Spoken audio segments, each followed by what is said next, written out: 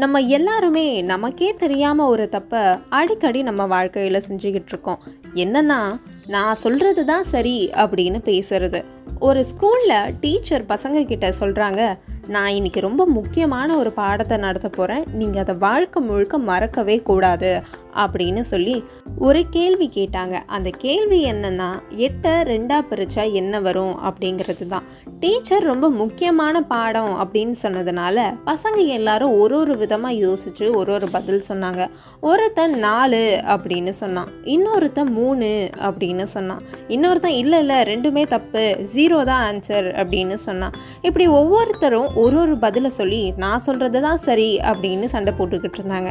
அப்போ டீச்சர், நீங்கள் 3 பேர் சொன்னதுமே சரிதான் அப்படின்னு சொல்கிறாங்க. அது எப்படின்னா, நீங்கள் 3 பேருமே ஒவ்வொரு விதமாக யோசிச்சிங்க.